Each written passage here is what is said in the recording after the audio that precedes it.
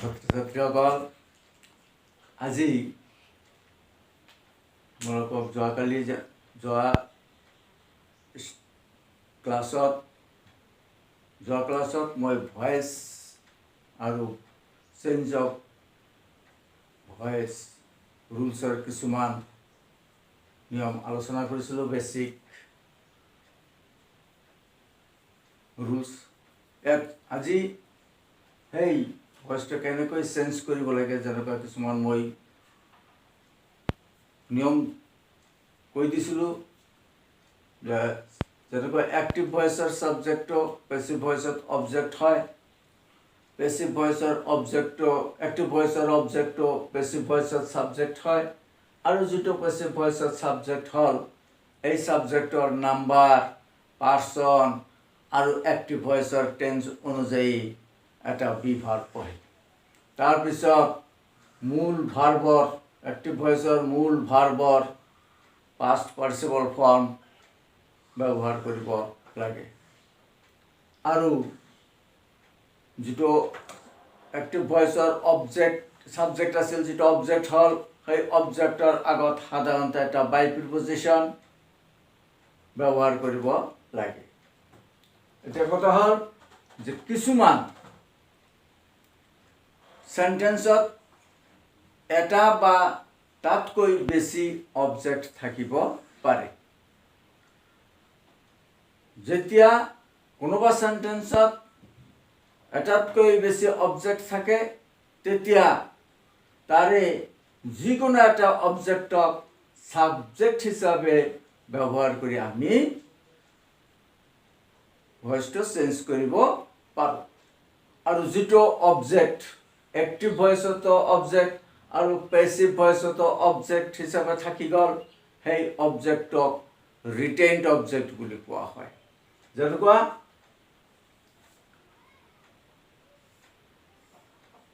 he gave me a pen. He to subject, gave to verb, me to object, a pen to object. Yet me আৰু a pen object. ইয়াৰ যিকোনো এটাক আমি subject হিচাপে ব্যৱহাৰ কৰি voice change কৰিব পাৰোঁ। যেনেকৈ ধৰক প্ৰথমতে মই এই মিটক সাবজেক্ট হিচাপে ব্যৱহাৰ কৰিলোঁ, গতিকে মিৰ সাবজেক্টিভ কেছ হ'ব আই।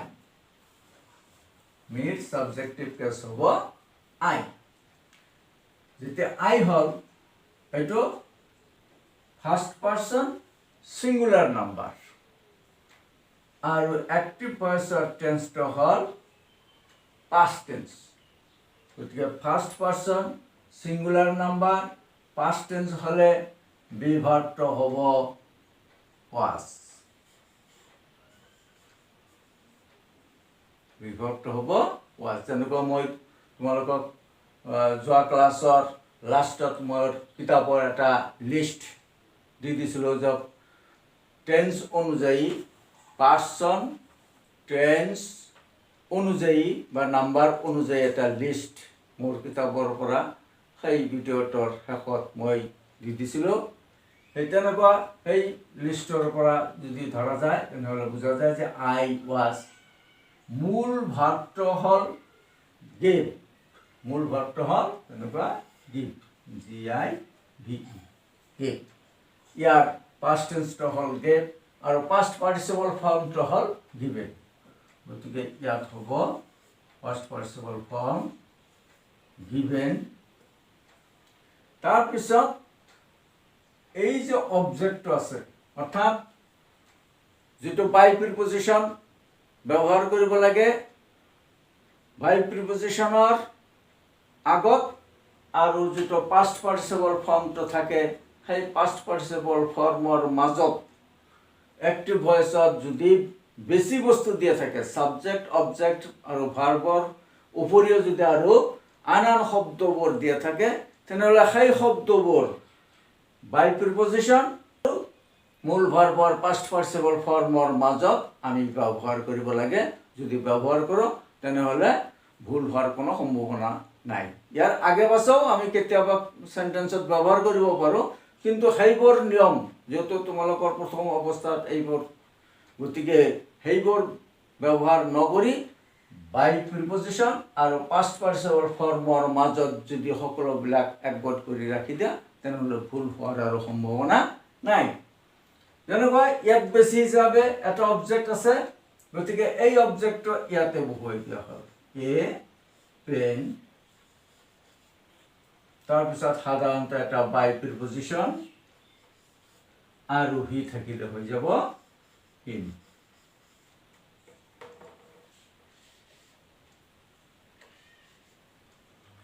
I was given a pen by him. ইয়াত এই যে এ পেন এক্টিভ ভয়েসতো অবজেক্ট আৰু পেসিভ ভয়েসতো এ পেনটো অবজেক্ট হিচাপে ব্যৱহাৰ হৈছে, গতিকে এই এ পেনটোক ৰিটেন্ড অবজেক্ট বুলি কোৱা হয়। ৰিটেন্ড অবজেক্ট যেনেকুৱা RETAINE ৰিটেন্ড অবজেক্ট। ৰিটেন্ড অবজেক্ট, এইটো ৰিটেন্ড অবজেক্ট বুলি কোৱা হয়। এতিয়া ধৰা এই সেন্টেন্সটোক যদি মই প্ৰথম অৱস্থাত এইটো ধৰি আনসাৰটো কৰিছোঁ, এতিয়া আন কোনোবাই হয়তো এইটো অবজেক্টক সাবজেক্ট হিচাপে ব্যৱহাৰ নকৰি এই অবজেক্টক সাবজেক্ট হিচাপে ব্যৱহাৰ কৰিব পাৰে। যেনেকুৱা এইটো ধৰা এক্টিভ, এইটো পেসিভ, or মানে এইটোৰ পৰিৱৰ্তে এইটো ব্যৱহাৰ আমি কৰিব পাৰোঁ, অৰ্থাৎ এ পেন, এইটো third person singular number past টেন্সত আছে, গতিকে third person singular number past টেন্সত হলে ভার্বটো হয় ওয়াজ। ওয়াজ দিলো, মূল ভার্ব গিভ, গিভৰ পাস্ট পাৰ্টিসিপল গিভেন, আৰু অবজেক্ট এতিয়া মি আছে, গতিকে এই অবজেক্টে থাকিব মি, তাৰপিছত এটা বাই প্ৰিপজিশ্যন আৰু হি থাকিলে হিম। অর্থাৎ a pen was given me by him. এই সেন্টেন্সটো আমি দুটা অবজেক্ট আছে, দুটা অবজেক্টৰ যিকোনো এটা অবজেক্ট ধৰি আমি ভয়েস চেঞ্জ কৰিব পাৰোঁ। এইটো প্ৰথমটোক এনেধৰণে আমি কৰিব পাৰোঁ, আৰু কোনোবাই এই অবজেক্টকো এনেধৰণে কৰিব পাৰে, যিকোনো এটা কৰিলেই হৈ যাব। তাৰপিছত এইবিলাক ধৰা অ্যাসাৰ্টিভ সেন্টেন্সৰ, এই অ্যাসাৰ্টিভ সেন্টেন্সৰ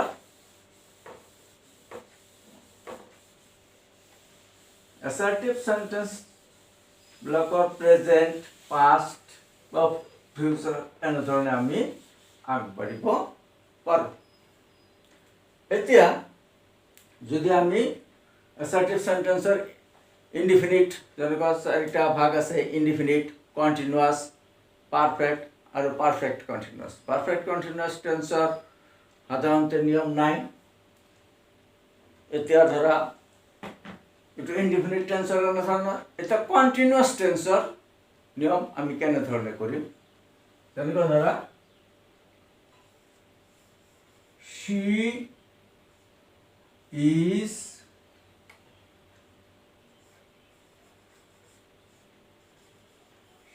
is taking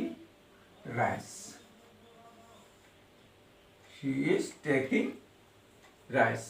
বা she is eating rice.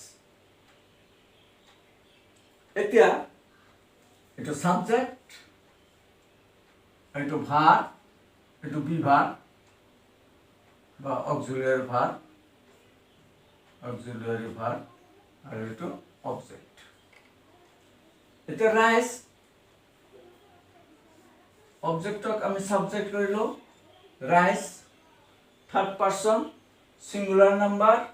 Present টেন্সত আছে। প্রেজেন্ট টেন্সত থাকিলে third person singular number present tense হলে বিভাগটো হয় ইজ। তাৰপিছত এই যে কন্টিনিউয়াস, এটা প্ৰেজেন্ট কন্টিনিউয়াসে হওক, পাস্ট কন্টিনিউয়াসে হওক বা ফিউচাৰ কণ্টিনিউৱাছেই হওক কণ্টিনিউৱাছ টেন্স হ'লে যিটো বি ভাৰ্ব বহিব বি ভাৰ্বৰ লগত বিং কথাটো BEING এই বিং কথাটো আমি যোগ দিব লাগিব যেনেকৈ ইনডিফিনিট টেন্সত কৰিলোঁ কিন্তু এতিয়া কণ্টিনিউৱাছ টেন্সত বিং কথাটো আমি যোগ দিব লাগিব অৰ্থাৎ BEING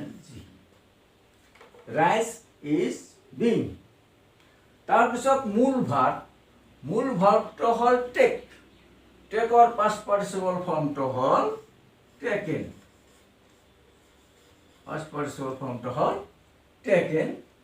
তাৰপিছত সাধাৰণতে এটা বাই প্ৰিপজিশ্যন সি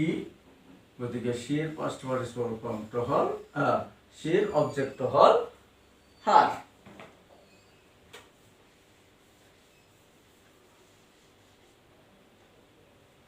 এই যে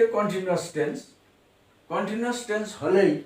প্ৰথমত আগত যেনেকৈ কোৱা হৈছিল যে বি ভাৰ্ব বহিব বি ভাৰ্বটো বহাই দিবা বি ভাৰ্বটো বহাই দিয়াৰ পিছত যেতিয়া কন্টিনিউয়াস টেন্স পাবা প্ৰেজেন্টেই হওক পাষ্টেই হওক বা ফিউচাৰেই হওক তাৰপিছত এই বিং BEING বিং শব্দটো বি ভাৰ্বৰ লগত যোগ কৰি দিলেই হ'ব তাৰপিছত এটা ধৰা এইটো কন্টিনিউয়াস টেন্সত এনেধৰণৰ যাব তাৰপিছত আহিব ধৰা পাৰফেক্ট টেন্সৰ এটা উদাহৰণ মই দি দিছোঁ পাৰফেক্ট টেন্স যেনেকুৱা they have done the work they have done the work এতিয়া এইটো সাবজেক্ট আর অবজেক্ট গতিকে অবজেক্ট ও সাবজেক্ট আহিব অর্থাৎ দি ওয়ার্ক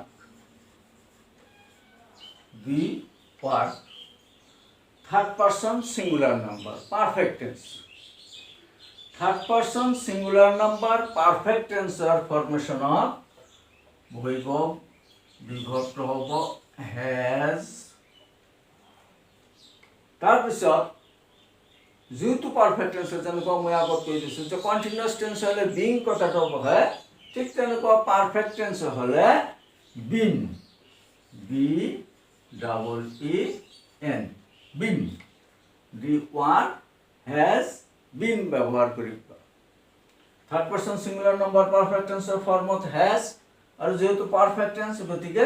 লগতে বিন গতিকে দি ওয়ান হ্যাজ বিন মূল ভাৰ্বৰ পাষ্ট পাৰ্টিচিপল ফৰ্ম পাৰফেক্ট টেন্সত মূল ভাৰ্বৰ পাষ্ট পাৰ্টিচিপল ফৰ্মটো দিয়াই থাকে যেনেকুৱা ডান অৰ্থাৎ মূল ভাৰ্বটো হ'ল ডুৰ পাষ্ট পাৰ্টিচিপল ডান ইয়াত দিয়া হ'ল ডান তাৰপিছত এটা বাই প্ৰিপজিশ্যন দি থাকিলে then the work has been done by them perfect টেন্সৰ নিয়ম এনেধৰণে আমি কৰিব পাৰোঁ তাৰপিছত আন এটা নিয়ম মই কৈ দিছোঁ যে কিছুমান সেন্টেন্সত যেনেকুৱা অক্সিলিয়াৰী ভাৰ্ব যেনেকুৱা কেন কুড মে মাইট মাষ্ট আদি ভাৰ্বৰে ভাৰ্ব দিয়া থাকে তেনেহ'লে সেইবোৰ সেন্টেন্সত আমি কেনেধৰণে আমি ভয়েস চেঞ্জ কৰিবলৈ সহজ হ'ব যেনেকুৱা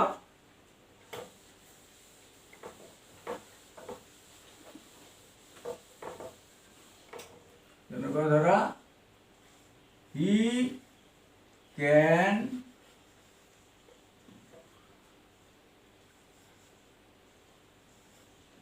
ডু এইটো মই ব্ৰেক এটা দিছোঁ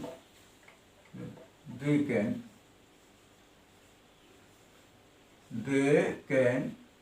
do কৈ দিছোঁ দে কেন ডু ইট সিহঁতে এইটো কৰিব পাৰে এতিয়া দেটো ছাবজেক্ট দুটো মেইন ভাৰ্ব কেনটো অক্সিলাৰী ভাৰ্ব আৰু এইটো অবজেক্ট এনেধৰণৰ যদি কেন কুড মে মাইট মাষ্ট আদি ভাৰ্ব থাকে তেনেহ'লে সেইবোৰ ভাৰ্বৰ ফাৰ্ষ্ট টেন্স এনেধৰণৰ হ'ব যে যিটো অবজেক্ট আছে ইট ইটটো ইয়াত অবজেক্ট হ'ল ইট তাৰপিছত যে সেই কেন বা কুড বা মে মাইট আদি থাকিব সেইবোৰ বহিব অৰ্থাৎ ইয়াত বহিব কেন কেন আৰু বি ভাৰ্বৰ যিটো বি ভাৰ্ব বহিব সেই বি ভাৰ্বৰ মাথন বি ফৰ্মটোহে অৰ্থাৎ টু বি ভাৰ্বৰ এই যে যেনেকুৱা টু বি এই টু বি ভাৰ্বৰ মাথন এই বি ফৰ্মটোহে ব্যৱহাৰ কৰিব লাগিব টু বি ভাৰ্বৰ মাথন বি ফৰ্মটোহে ব্যৱহাৰ কৰিব লাগিব অৰ্থাৎ ইট কেন বি মূল ভাৰ্বটো হ'ল ডু ফাৰ্ষ্ট পাৰ্টিচিপল ফৰ্মটো হ'ল ডান ইট কেন বি ডান তাৰপিছত এটা বাই প্ৰিপজিশ্যন আৰু দে থাকিলে দে এনেধৰণে কৰিব পাৰিব যদি মাষ্ট দিয়া থাকিলেহেঁতেন যেনেকুৱা ধৰা দে মাষ্ট ডু ইট অৰ্থাৎ it must be done by them অৰ্থাৎ এৰ যদি মাস্ট কথাটো দিয়ে থাকিলেহেঁতেন ধৰা must they must do it তেনেহ'লে ইয়াত হ'লেহেঁতেন এই ইটৰ পিছত must it must be done by them তাৰপিছত এনেধৰণে আমি সহজতেই মুঠ কথা আমাৰ এইখিনি যে আমি লাহে লাহে গোটেইখিনি কথা অৰ্থাৎ ভয়েস চেঞ্জ যেটো আমি ভাবিম যে একেবাৰে মানে কঠিন নহয় মাথোন মনত ৰাখিব লাগিব নিয়মবোৰ যদি আমি মনত ৰাখিব পাৰোঁ তেনেহ'লে একেবাৰে সহজ গতিকে আৰু এটা মই কৈ দিছোঁ যে সিদিনা যে ভাৰ্ব অনুযায়ী কিছুমান চেঞ্জ হয় ভাৰ্ব যেনেকুৱা এই যে বাই প্ৰিপজিশ্যনৰ ঠাইত কেতিয়াবা ভাৰ্ব অনুযায়ী চেঞ্জ হয় যে সৰু এটা দিছোঁ যে he knows me subject verb to object এই object to আহিব subject অর্থাৎ I first person singular number present tense আছে active voice tense অনুযায়ী বহিব গতিকে I or লগত হ'ব am মূল verb know know past participle form to হ'ল known আৰু যেনেকুৱা হি আছে এই হিৰ অবজেক্ট হ'ব ধৰা ইয়াত him আৰু এই যে বাই প্ৰিপজিশ্যন যেটো আমি সাধাৰণতে বহিছিল যে বাই প্ৰিপজিশ্যন অৰ্থাৎ অবজেক্টৰ আগত যেটো বাই প্ৰিপজিশ্যন হয় কিন্তু ইয়াত নো ভাৰ্ব থাকিলে বাই প্ৰিপজিশ্যন নহয় টু প্ৰিপজিশ্যন বহিব অৰ্থাৎ I am known to him এনে ধৰণৰ যেনেকুৱা ভাৰ্ব প্লিজ ভাৰ্ব থাকে বা প্লিজ ভাৰ্ব যদি থাকে তেনেহ'লে তাত ব্যৱহাৰ হ'ব উইথ এনেধৰণৰ নো ভাৰ্ব থাকিলে টু প্লিজ ভাৰ্ব থাকিলে উইথ এনেধৰণৰ কিছুমান বাই প্ৰিপজিশ্যনৰ পৰিৱৰ্তে আন প্ৰিপজিশ্যন ভাৰ্ব অনুযায়ীহে সেইবোৰ ব্যৱহাৰ হয় গতিকে ছাত্ৰ ছাত্ৰীসকল যিবোৰ নিয়ম মই ইয়াত আলোচনা কৰিলোঁ আশা কৰোঁ তোমালোকে নিশ্চয় বুজিব পাৰিছা আজিলৈ ইমানতে সামৰণি মাৰিছোঁ ধন্যবাদ